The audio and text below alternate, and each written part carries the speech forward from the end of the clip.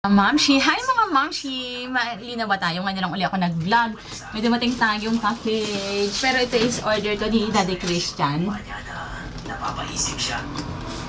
Para dito sa aking, sa may mga tinda-tinda ko. Alam mo, nung nakaraan kasi may dumating na talaga. Kaya lang, mali yung size. So, ito, okay naman yung size. Sana. Kaya bibidyo ko kasi baka mamaya. Inner. Ayun. Malapad siya. Kumpara siya sa nakaraan. Malapad siya. Kailangan ma-video natin to guys. Para meron tayong evidence kung kulang.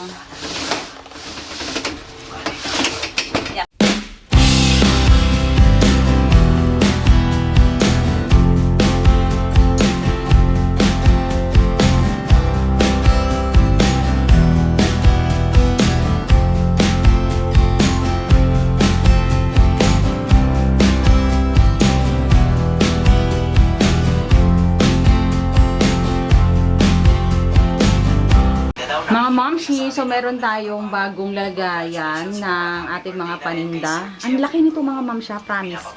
Ang laki niya. Wait lang. Ganyan siya mga Momshi. Diba? So ito, ililipat natin dito mga Momshi Bells. At pawis na pawis ako sa pag-a-assemble. Pawis na pawis ako mga Momshi sa pag-a-assemble ng ating lagayan. Napakaputla ako Ayan. Pawis ako mga Momshi. Ito ay i-assemble ko. Itong mga chocolates ay konti na lang naman siya. Bili na kayo mga Momshi. Marami kaming parating din. Tapos ito ay nasa 1,300 pesos. Umorder siya ng ganito talaga. Umorder talaga siya ng ganyan. Kaya lang, yung una is hindi, ito dapat yung size na gusto niya. Kaya lang, hindi yung ganitong size ang dumating. Tapos, okay naman na sa amin. Okay na sa amin yung ganun, yung size na dumating. Kaya lang, ang naging problema, mga Momshi, is yung, yung store, yung nagbibenta, yung seller. Kasi, ang binayad ni Daddy Christian is 1,300 pesos, diba? 1,300 pesos. Tapos, yung dumating na product sa amin is nasa 800 pesos lang. Ngayon, ang i-refund niya lang kay Christian is 300 pesos. So, magkano lang yun? 1,400 pala yung price yung in-order niya. So, binayaran niya na yun. Ngayon, okay na sana sa amin na 300 na lang yung kanyang i-refund. Kasi nga, sabi niya, 300 lang daw. Diba dapat, kung ano yung sobra, yun yung ibibigay niya sa amin, i-refund niya sa amin. So, okay na rin sa amin yun. Na ganun. Kaya lang, ang naging problema, mga Momshi, gusto niyang screenshot namin yung, i-screenshot namin yung yung Gcash daw ni Christian, screenshot namin. Tapos, ang dami pinapapilapan sa kanya. Di ba ganun yung mga, inisip namin, baka modus, kasi nga, yung sa akin din nakaraan, kwento ko na sa inyo mamaya. Yung sa akin, screenshot daw yung name yung Gcash ni Daddy Christian. Tapos, sabi niya,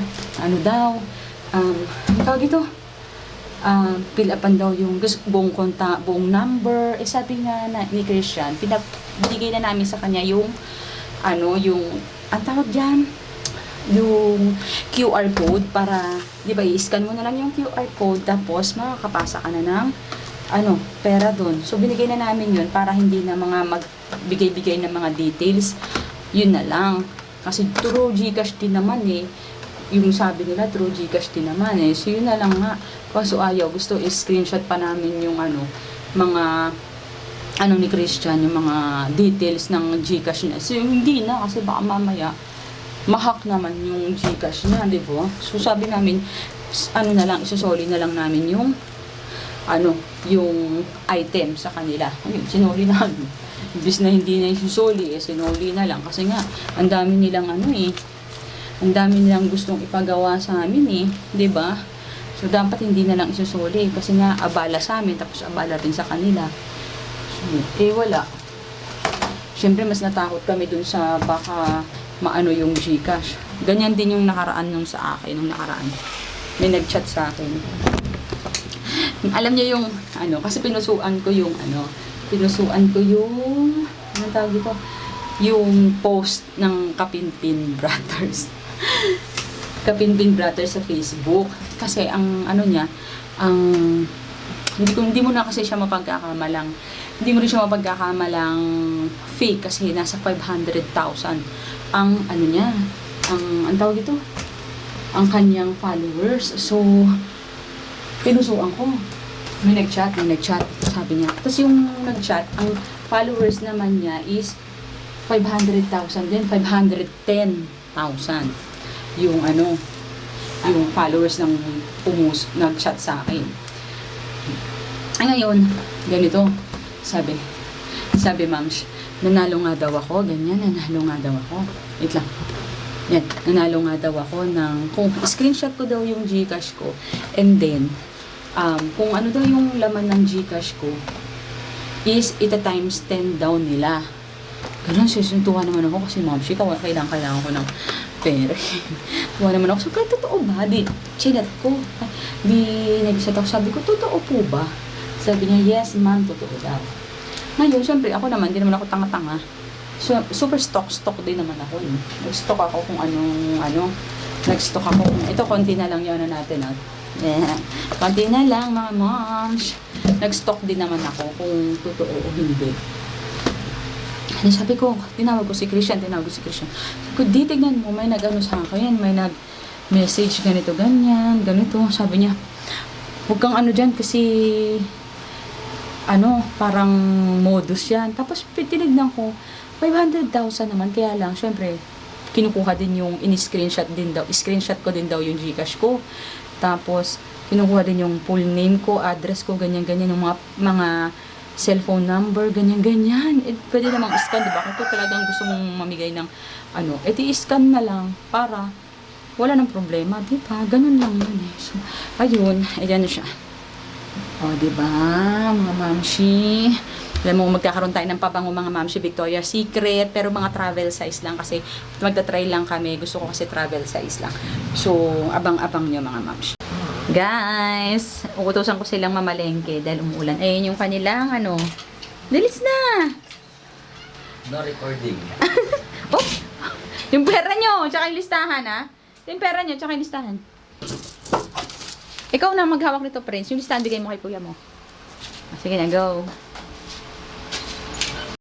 Yan, sila nang inahayahan ko na silang mamalengke kasi para matuto silang mamalengke. Kasi yung mga nakaraan, sila na yung namamalengke, bumibili ng bigas, bumibili ng ulam. Tapos ako na yung nagluluto. Pero sila na yung namamalengke para matuto sila, diba? Kasi malaki na yung mga yan. Ano pang silbi ng malapit kami sa talipapa, tapos hindi sila marunong mamalengke? Ano pang silbi nun? Mga mams. Charan! Tsaka. Kikita niyo, pagmumukha akong tsaka. So, mga mamshi, andito lang ako. Ay! Ipakita ko sa inyo yung nabuo na natin na, ang tawag ito? Kung alam ko ang tawag ito, divider? Basta, shelves! Yan, nabuo na natin yung shelves, mga mamshi. Doon ko nilagay yung mga bag. Actually, ang available na lang dyan na bag is itong Eiffel. Malaki yan, mga mamshi. Ipapakita ko sa inyo mamaya. Malaki yan. Tapos, ayan, meron pa tayo dito mga chocolates. Mga mamshi, bili-bili na kayo. Meron pa sa ref na mga chocolates. Ito, truffle. Truffle, iba itong klase yan na truffle. Tapos, yung ganon ABC na chocolate. And then, ito, sobrang sarap nito, mga mamshi. Blendy. Sobrang sarap nito, mga mamshi. PM nyo ko, 20 pesos lang ang isa. Tapos, ganito yung itsura niya. Tapos, basta masarap siya, ma'am. Promise. Ayan, paborito ko to. Ayan, Blendy. Ayan. Tapos, marami tayong iba-ibang flavor. Meron tayong parang kulay green, may black. Tapos, merong violet. Ayan, brown, blue. Ayan. And then, ito, vitamin C. 3 piraso na lang siya, mga mamshi. Pilihin nyo na. 296. O-order na lang ako ng parang, yung, alam niyo yung tag.